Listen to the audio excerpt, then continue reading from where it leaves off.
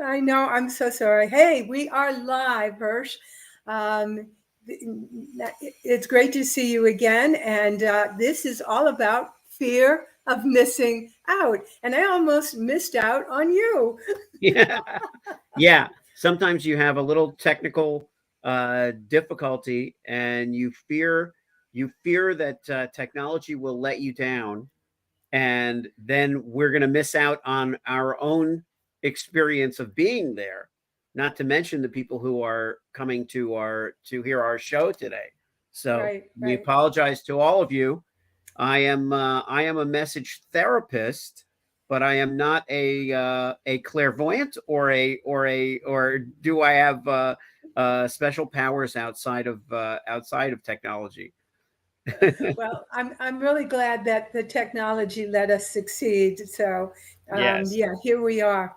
In anytime something goes wrong, I have a friend who always told me, "Well, Mercury is in retrograde now." I'm Uh, not into astrology or some of those things, so I don't exactly know. But it's kind of comforting that maybe there is something happening, not just worldwide, but universal wide, that is impacting, our ability to get on. At any it's rate, possible. we're talking about fear of missing out, FOMO. I remember the first time I heard the word FOMO, I didn't know what it meant. I mean, it was obviously an acronym. And then it's like, yeah, so many of us are driven by FOMO. Do Yeah. you recall yourself how it impacted you? Yeah, I don't know when it started, but I do know that having two older sisters, um, and seeing them start to kind of go off on their own as teenagers, um, I had FOMO and I was like, okay, well, I don't know where they're going, but I want to go there. Um, and I think that's possibly a good explanation of it as well. I don't know where this is going, but I want to go there. Because if you're not there, you don't know what it's going to be. Or if you know exactly what it's going to be, you can decide whether to go or not. But you're probably not going to have FOMO if you are deciding it's not worth going to. But when you just don't know, that's what it is. And I think in the context that we're talking about it today is sometimes as marketers, Mhm. we try to create FOMO. And the question is that a good thing, a bad thing, or a depends on the situation? Well, it's true. Many marketers, that is one of their primary tools, is creating that sense of urgency, that sense of scarcity. And I remember many of my coaches whom I've worked with, especially around what's called the call to action, which is asking the prospect to make a decision, to take some sort of action step. It's usually accompanied with a FOMO. And so this is the reason why FOMO has become so popular, I think, in marketing and sales circles. And it does have the effect of stimulating fear. Yeah, yeah, fear, and also this kind of manufactured urgency. A call to action to me is like uh totally positive thing, a what to do next thing. It isn't driven by fear, it's driven by enthusiasm.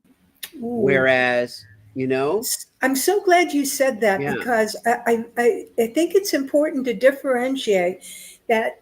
And I remember we posted something yesterday, and there were a lot of comments yeah, regarding that post of FOMO, people looking forward to a discussion about it, because it's hard to find that balance between a genuine, authentic call to action in which that, like you say, it stimulates excitement and desire and pleasure, versus fear, which to me is a negative experience. Would you agree? yes, yeah, totally. And I feel my relationship with fear also is that uh fear is such a powerful emotion. I mean, hatred comes from fear. There's no hatred without fear. And so if you think about it just that way, we definitely don't want to create fear in someone that we want to work with. That's always been my point of view. Now, urgency um, is not the same as fear, because urgency means you have the opportunity to do something that we as the seller, let's say, feel will help you. You as the buyer know will help you, but there is an urgency in the sense that uh, if you don't do it, if you don't take action, the consequence will be X.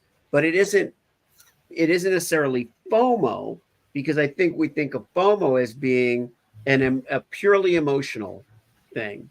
Would you say so as a psychologist? Would you say that FOMO is more of an emotion than it is a decision?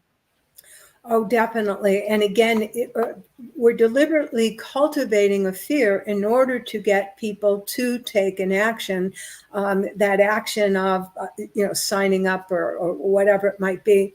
We're only born, Hirsch, with two actual biological fears: the fear of loud noises and the fear of falling. And everything else has been manufactured. So this fear of, there's something unknown, but something that's, wonderful. We're assuming that that's what we're trying to promote, is something good for you. But why are we promoting something that's good for you with that sense of scarcity, that sense of, that you're going to miss out if you don't do it now? Yeah. And we talked about that the other day when we were kind of prepping for this conversation. Is, you know, if it there's two questions. Does it work, and is it right or wrong? So if somebody says, this is, we are, if you don't do it now, here's an example. It's not like it's almost out of our control. We say, if you don't do this now, what will happen? Will your problem that you're trying to solve be resolved, or will the same patterns continue? Yeah. So that's urgency, but that's completely honest in the sense that we're just asking you, if you want a certain result and you're dealing with certain fears that are keeping you from making this decision, what will be the likely outcome? That's different. If we say, if you don't do it today, if you don't do it in the next 5 minutes, if you don't do it in the next 5 minutes, the price will double. We're doubling the price in the next 5 minutes. And then there's a big flashing light on the board counting down to 5 minutes. But the 5 minute is an arbitrary thing. We're manufacturing it. And then the question is, does it work? Well, of course it does work, or we wouldn't be using it, but it also is a double-edged sword. So it works for certain personality styles, and then it actually does not work for other personality styles. The style that is most concerned with fear of missing out is what I call buying style number two. Now, there are four buying styles or personality styles. I've labeled them with numbers that represent how many contacts it takes before that decision maker can decide. And in the case of the number two buyer, they are the quickest. They decide in only one, at most two contacts. Hence, they are the person who, for urgency and missing out and do it now, they're all about that. On the other hand, Hirsch, the style that is the number eight, and this is the style that takes the most amount of time, you press them with urgency, they bolt and they want nothing to do with you, even if you're the only show in town. So this isn't um, about ethical responsibility in terms of that. This is about knowing who your buyer is and understanding their personality type. And that leads to the bigger question of understanding who your avatar is, not just in terms of what makes good business for your company or your offer, but who is your avatar emotionally? who are they personality wise? That's where being the sales whisperer for you is a real plus, because you have this breakdown of personality types that you look to for the people you work with when you're trying to help them make sales. Right. So it's a balancing act, and I think, Hirsch, as you just indicated, understanding who, this is the know part of know and sell pointers, knowing who it is you're aiming to connect with in an authentic way, who is that ideal buyer persona, will help you know, is this a person who is going to respond well to a message of urgency, scarcity, and exactly how to frame it. Because again, as the message therapist, it isn't a one size fits all message. We have to take into account the who we're talking with, as well as what and how we present it.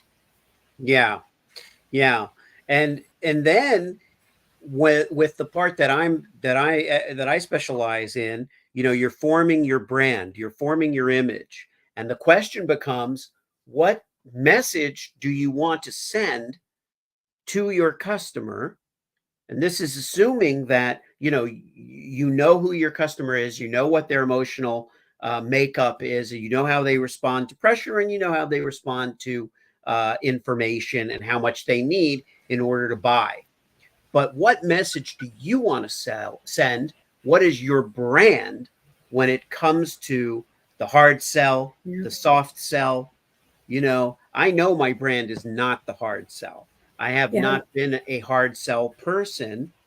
And in fact, in my upcoming book, Selling the Truth, I I describe being a dolphin, and how a lot of us are dolphins, but we need a shark skin jacket, because you need to be a little tough in business, but you're not necessarily tough, and a lot of us aren't. But but it speaks to, how does it come off when I create urgency, and so I have to be by nature pretty authentic and sincere if there's an urgency attached to Yeah. something. And I had that come up yesterday, where I was talking about something that had urgency, that was a business proposition, and I was just very upfront about it. I was just like, look, this this this particular opportunity is time sensitive, and that's because the service is going that service that we're talking about is going to get more expensive. It's not going to get less expensive, because it's new. Nobody knows about this particular thing yet, and when more people know about it, it becomes more popular. You simply can't expect it to be Yeah. as inexpensive as it is at this moment. And I like that kind of transparency, because people need to feel like they understand the need to know basis is something I think that plays into this. When a seller says to you, or a service provider, a consultant, a coach says to you, well, that you don't need, that I can't tell you that right now. I used to ask people right up front, what does it cost? That's just like, what does it cost? Well, that we can't discuss that right now. Well, I won't tell you that right now. Of Yeah. course, from a sales point of view, Hirsch, I will tell you that it makes good business sense, and it is psychologically true that when you announce a dollar value of what something costs without having established the value of it, the actual value of the meaning to your prospect, there's a good chance that whatever you say is the wrong number. Hence, there is a reason why many sales scripts will push that issue to the back burner until there's been a discussion about value. But I also appreciate that there's a point of view of being in integrity. In fact, there are some sales coaches who recommend that you broadcast what your rates are right from the get-go. There is no question. But again, we don't want to be a commodity, and that is probably a conversation for another time.